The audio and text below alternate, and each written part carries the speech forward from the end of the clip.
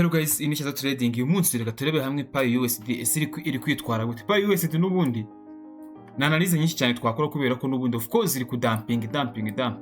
Nkuko twari twayanalije nubundi.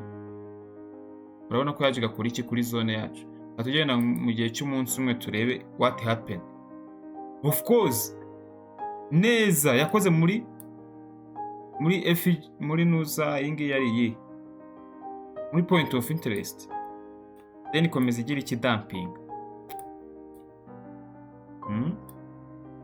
Nubundi hanga ikomeza dumping.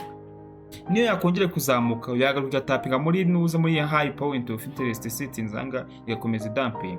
Target n'umutwe twavuze ko ari iki? Ipari 0.09. Turamana twibaze subundi nukube iki payi ubundi iri kugira. Nuko ikipayi ubundi iri kudampinga nyine ubu nako iri kupampinga igira imanuka. Nuko ikipayi iri kumanuka. Nitujya mu munsi umwe rero tubibona neza impamvu payi iri kumanuka. Nureba neza ahangaha uyu munsi.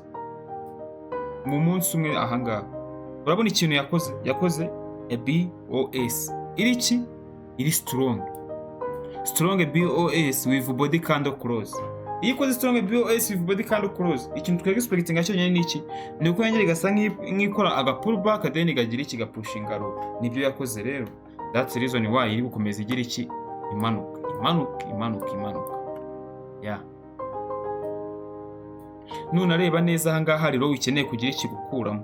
Iyi row isitinze kuri 0.099. Iyi row rero izaza iyi sweeping nirangiza kuyisweeping ishaka kuzahita ifatira kubera iki iyi row ibisiti nzamare kuri diti menshi cyane.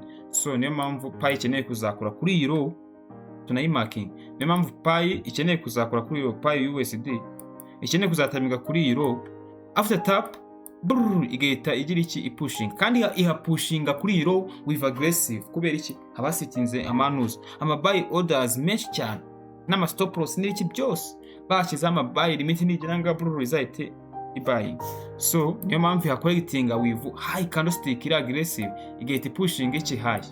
So iki cyumweru nkuko mubibona neza turakomeza tugira iki duseringe as long as itapinze ahangaha niramuke yatapinze tuzajya tugira iki